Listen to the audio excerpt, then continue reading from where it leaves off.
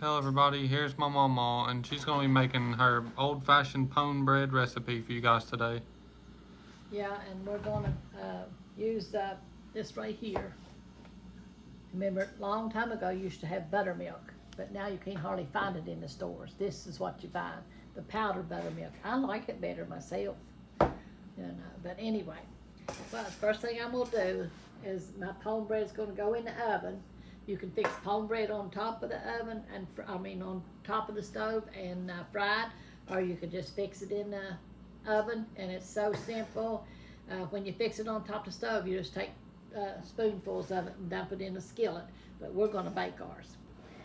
So we're going to have some old-fashioned country fried potatoes and gravy tonight and a piece of pone bread. That's what we're going to have for supper. And right here's I put butter in my pan. Makes the biscuits a whole lot, well, this is pone bread, make it taste a whole lot better. Save the rest of it for the top of it and a little bit inside. Okay, get it all around in here. And then we get 2 cups of flour. You can get as much as flour if it's just for 1 or for 2, whatever, so I got 2 cups of flour is what I got. And this is a self-rising flour. And it's really hard for me to try to learn how to cook for just a little bit. You put your powdered milk in here, or your buttermilk, and it tells you on here how much to use. I just eyeball it. I get what I want and put in here. I'm putting a tablespoon in here, maybe a little bit more. Put what you want in it. I don't go by that. Put your water in here. Well, I'm gonna put some sour cream first. Put a little bit of sour cream in here.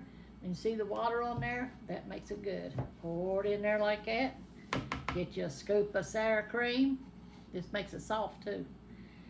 And put it in there. It's old-fashioned, but it's a little bit added to it.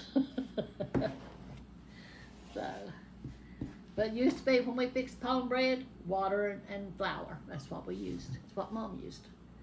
But here we go, because we didn't have milk and buttermilk and all that stuff when we was growing up.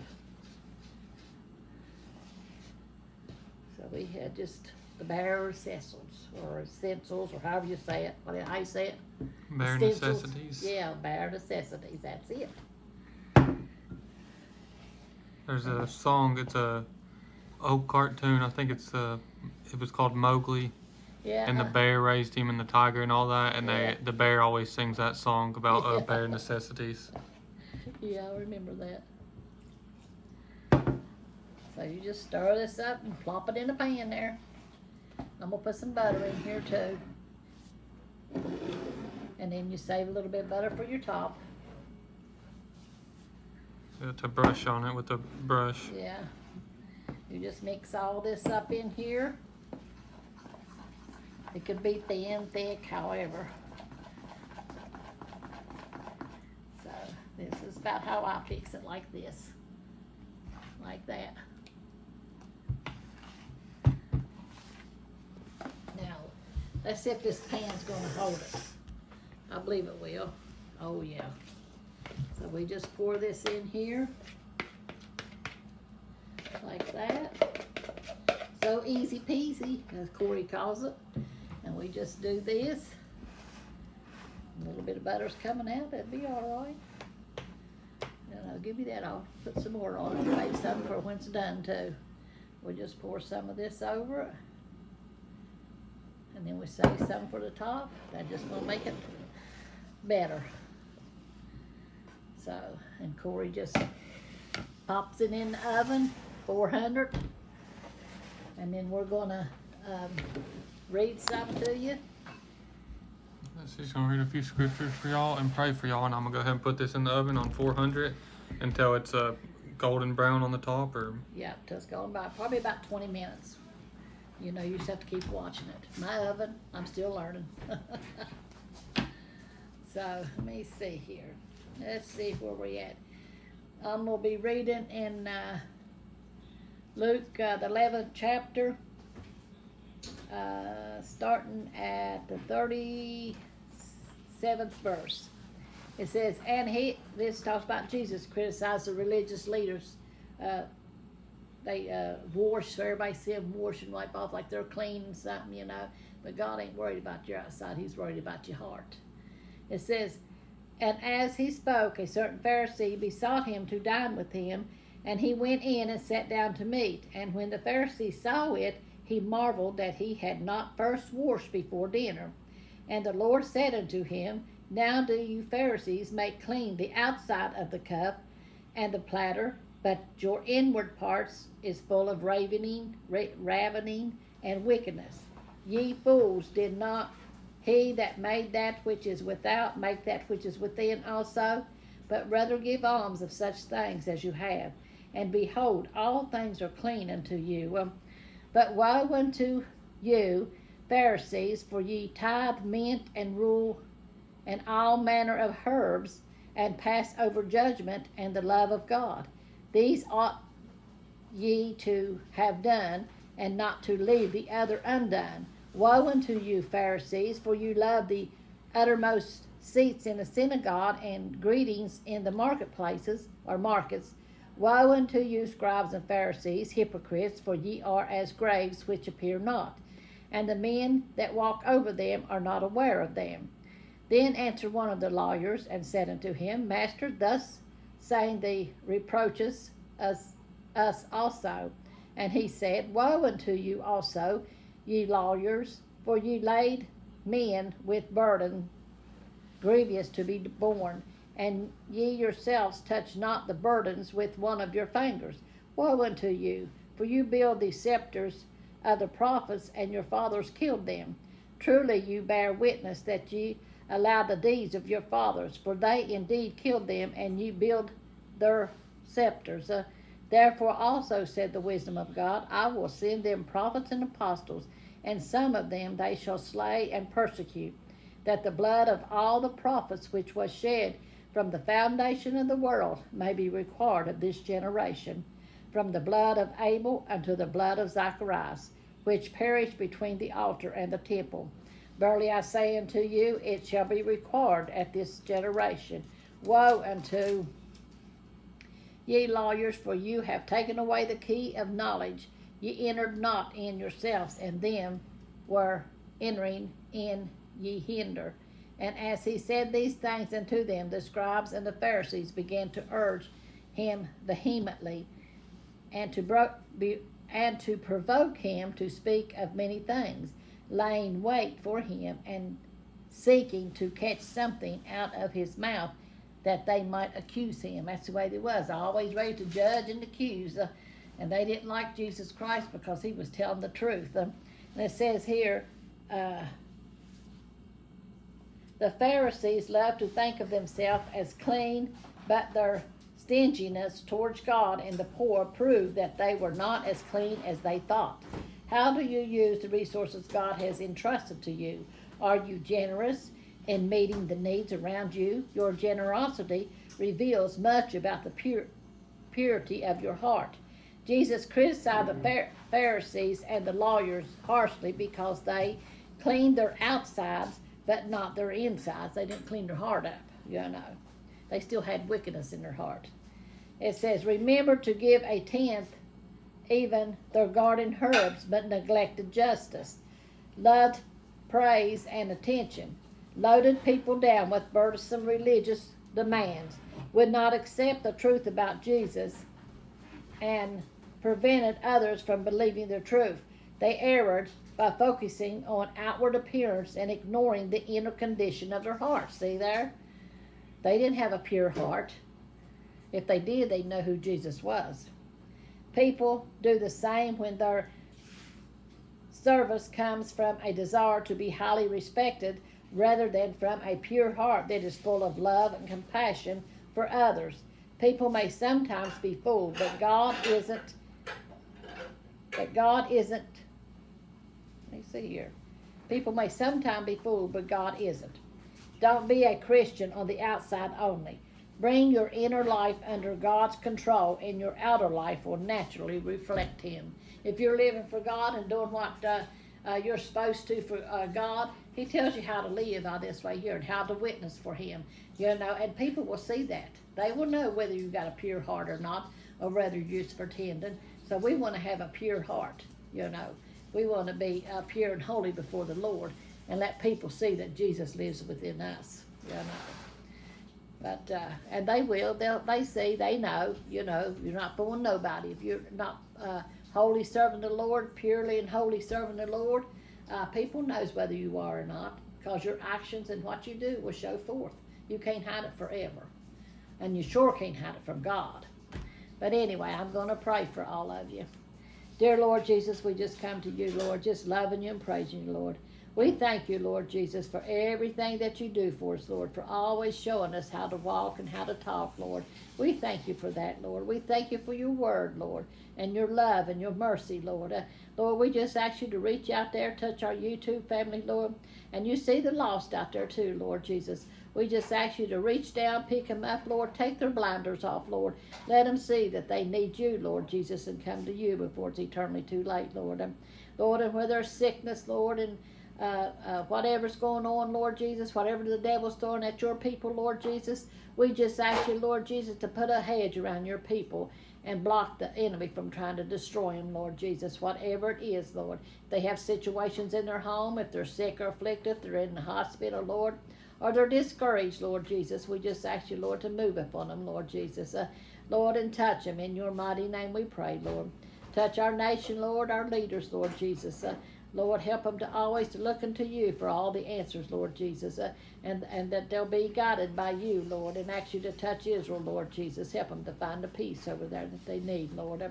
Jesus, in your mighty name we pray, Lord, and we give you all the love and honor that's due you. In Jesus' name we pray. Amen. Amen. God is good all the time. We might be going through a lot of troubles and heartaches and stuff, but He's good all the time. And He always moves right on time. So, I love Him and I thank Him for that. So I guess we'll be back here in a little bit, just as soon as the bread gets done, and we'll show you what it looks like. Well, y'all make sure to stay tuned to the end of the video so y'all can see the finished product. Y'all see what it looks like when it comes out, and maybe even a taste test if it's not too hot. But yeah. We love y'all. We'll be right back. Amen. All right, we're back, y'all. This is what it looks like after it's fully done, after you get it out of the oven. She's going to brush some butter on it now. Milton went to the store today to get me some Amish butter, and they didn't have any. So we had to get the country crock. That's what it's called. I like the Amish butter. It's so good.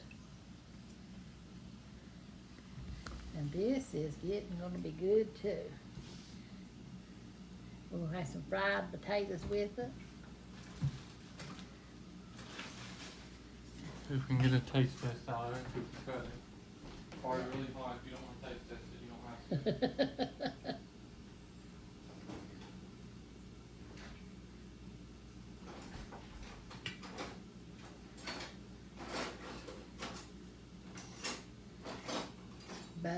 Butter.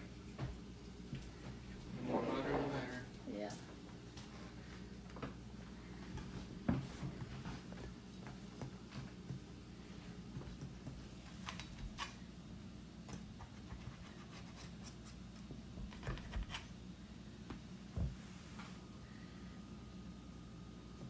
I cut it like a pie. See if we get it up here. Come on now. Don't be stubborn. I talk to my food all the time, y'all. And it wants to be stubborn. She got one of those skinny knives over there. Uh-huh. Let me see if I can get that. I was looking for a good knife for it, and we couldn't find nothing but steak knives, but I just realized we got all those, that whole new knife set. I should have got one of those. See, there it is. Get you some butter and put on it. We're going to have potatoes and gravy with ours. It is going to be good. If y'all want to see her country fried potatoes recipe, we'll be doing that next right after this, and so the video should be up after this video too. So if y'all would like to see that, y'all go check it out. See there, how soft, soft and good. One more bite. Good all soft and fluffy pone bread. Pone bread, yeah. That's my pone bread, y'all. I guess that's all for this one. I hope y'all enjoyed the video. If y'all are still watching, make sure to like and subscribe, leave a comment, share us to Facebook if you want to. Yeah. We love y'all. God bless y'all. We'll see y'all on the next one. Amen.